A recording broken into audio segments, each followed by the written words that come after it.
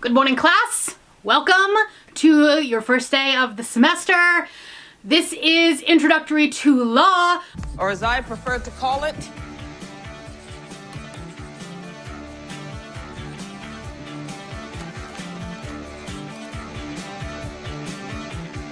How to Get Away with Murder. I'm going to be your instructor for the semester, for the month of November. I am Professor Plum. Please make sure that you are taking notes this month. Please make sure that you are studying this month. We have a mystery to solve. Welcome to How to Get Away with Murder, also known as my November TBR.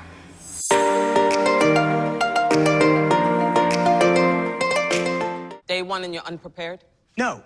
Well, yes. Hello everybody and welcome back to the channel. My name is Brianna, or Professor Plum, and this is 4 Paws in a Book. I make bookish videos over here on my little corner of the internet, so that's something that you're interested in. Make sure that you hit the subscribe button down below. Like I said, this is my November TBR. We are going to be playing Kerplunk. This is the final Kerplunk game of the year, as I don't do TBR games in December. That's my catch-up month. If you didn't know, I am a host for the Get a Clue Readathon hosted by Rainy. I will have everything linked down below. It's not too late to join. Obviously, Team Professor Plum is the correct team to join. It's going to be chaos. It's going to be fun. If you liked the amazing Readathon, you're gonna like this one. It's all kind of the same chaotic energy. But here we are. It is the end of October. It's time to start talking about our November TBR. And with that, we need to talk about how last month did, which was not good. I mean, I read a lot of books, but like, they weren't the ones on my TBR. So we're gonna take a punishment this month. This is, however, the final one for 2023. In December, I usually just play catch up. I'm doing Goodreads, I'm doing Spiffbo, I'm doing a bunch of things, trying to get caught up by the end of the year. So we won't be doing Kerplunk in December. This one's gonna be the final one of the year. I have a ton of plans for November. Obviously, Get a Clue Readathon is going to dictate a lot of those because the prompt drops. You read a book that's associated with that prompt, much like the amazing Readathon, and that's going to dictate a lot of my plans. But I am planning on doing a Dark Academia vlog, so I have a ton of Dark Academia books that I want to read. That's going to work really well for the Get a Clue Readathon because you get bonus points if it's a mystery. Most Dark Academias have a mystery in them. I think all, pretty much. I think that's kind of a caveat of the genre. I'm also going to be reading the nominees for the Goodreads Choice Awards for fantasy this year. That's obviously going to go into December as well. That video will come out closer to the end of the year. Another reason why I won't be doing a Kerplunk game in December. We will be doing a punishment today. So I have my D12 dice, and then we have our D6 dice. We'll roll the D12 first. That'll be our original ones, and then we will do ones for the punishments. There's the potential for 18 prompts here. So hopefully the dice are in our favor, because I'm scared. Okay, here we go. Okay, we're off to a great start. You don't know if you can see that, but it's a 5. Okay, so that's good. Now let's roll the dice for the punishments. Okay, it's a 4. Could be worse. Could have been a lot worse. So we have 9 prompts to pull. Honestly, that was better than it was last month. For our Not Your Mom's Boozy book club in November, we will be reading Charming Young Man by Elliot Schreffer. This is a YA historical coming-of-age romance. This is the same author that wrote The Darkness Outside Us, which Cal and I really loved when we read it a couple of years ago. So we decided we wanted to buddy read his new release as well.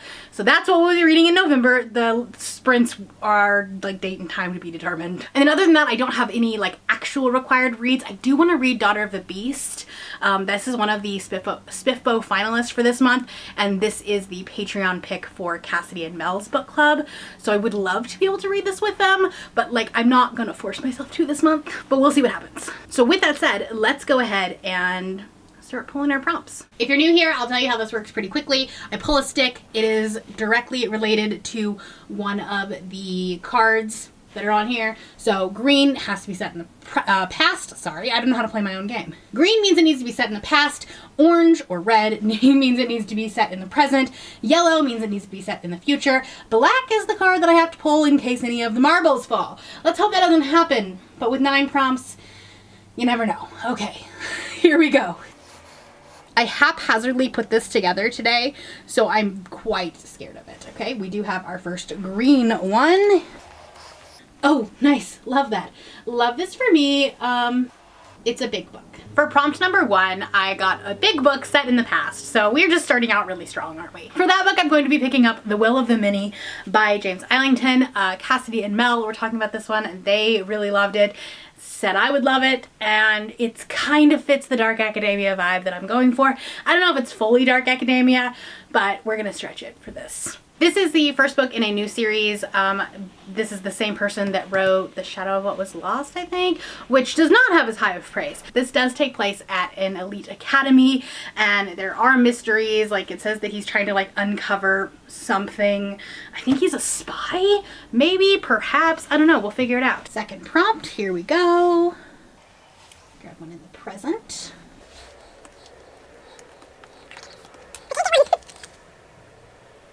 Okay, and we have a hyped book. For the prompt of a hyped book, we are going to stick with the dark academia theme, and we're going to read Ninth House by Leigh Bardugo. I've tried to read this twice. This will be try number 3, and I hope that I like it this time. I know that in the past I've tried to read it and it was like just not the right time. The first time I tried to read it was right after Doyle was born, weirdly enough. I think I have a picture. If I do, I'll put it up here, of Doyle literally laying in the book, so we might have to recreate that. It'll be much different now. But anyways, I was like, I had no sleep. I was not focusing on this. And the second time I was trying to listen to it solely on Audible while driving. Also not the best idea in the world. So we're probably gonna immersion read this. We'll probably do it on sprints so that I have to focus. This book follows Alex Stern, who is inducted into a Yale secret society, even though she never applied for it, I don't think. But like, she's there to like keep tabs on all of the secret society stuff. And then there's magic. I don't know, I've heard good things about it. Also, the second book is probably going to be in the Goodreads Choice Awards, so I need to read this one first. Moving on to prompt number 3, we'll just go ahead and do, I'm not gonna do a lot of yellow because I don't have a lot of sci-fi that I need to read. Oh, and they're moving, love that for me. But I will go ahead and pick one, but that might be the last one. A recently purchased book.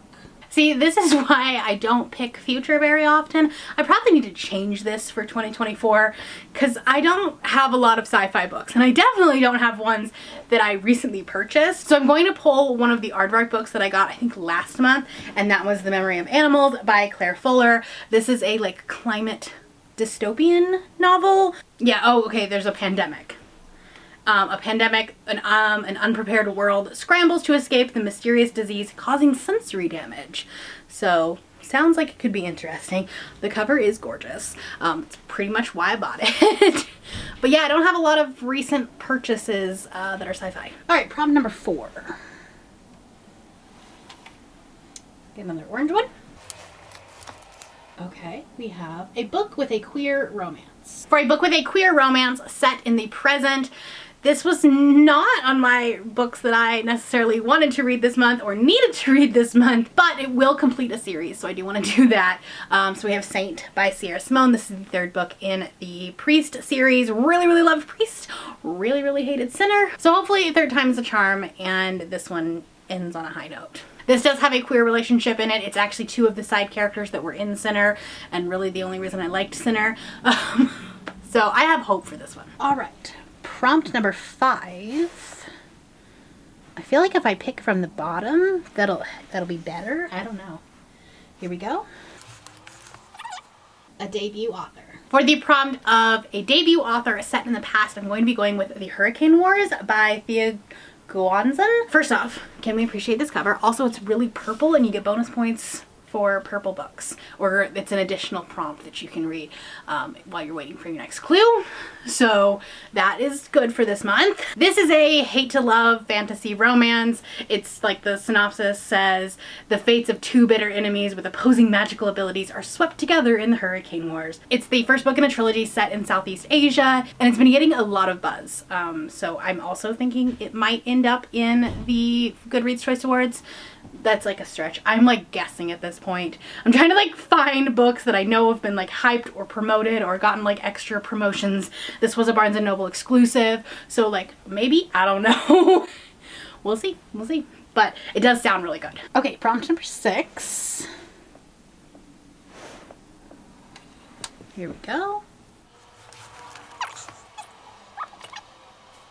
A book that no one talks about. I find it funny that we got both a hyped book and a book that no one talks about, which was a little bit harder to do, but I'm going to be picking up The Chateau by Jacqueline Goldis. I think people were talking about this when they hauled it, but then I've never seen anybody actually review it. It counts. It's a stretch, but it counts. This is a murder mystery. It's about a bunch of people that come back to this house for, like, I think a college reunion. There is a murder. They're trying to uncover who did it. And that's also, you know, very in theme with the Get a Clue readathon. So I thought it was appropriate. And it sounds like it could be a good time. So we'll see. Prompt number 7. This is getting so hard to try to pick books that I think will work for the readathon. Like, you know, trying to get the bonus points at least. And also fit it into my, like, video projects. This is not easy.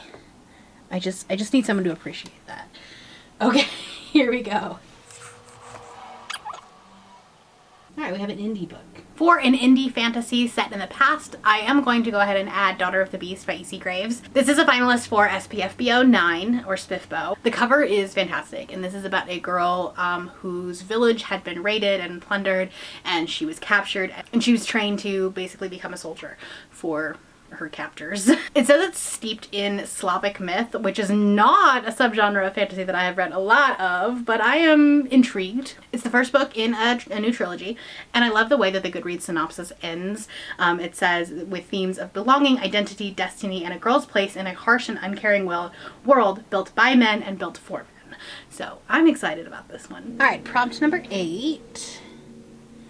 This is starting to get a little bit scary. Oh, they're moving.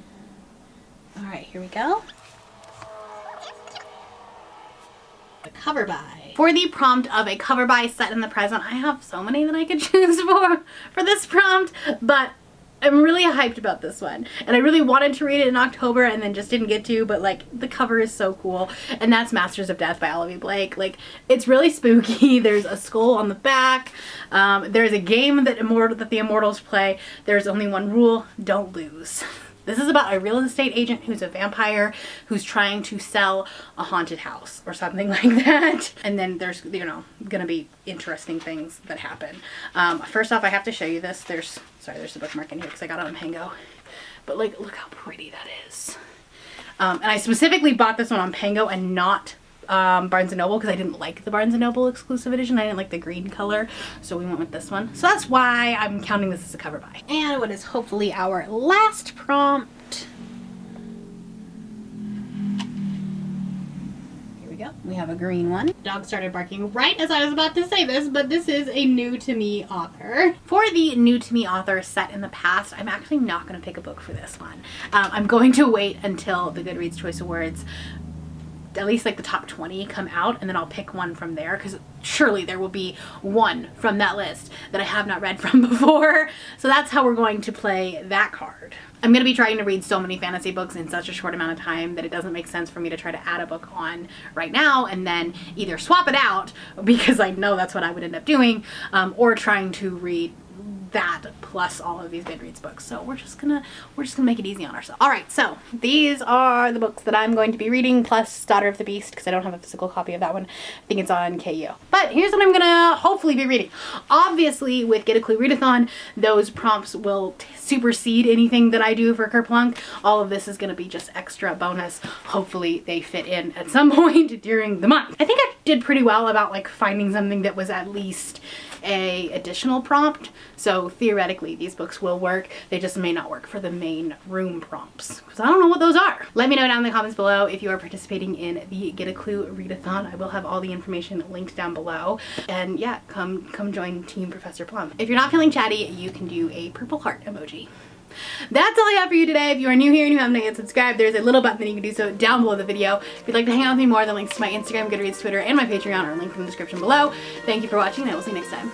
Bye.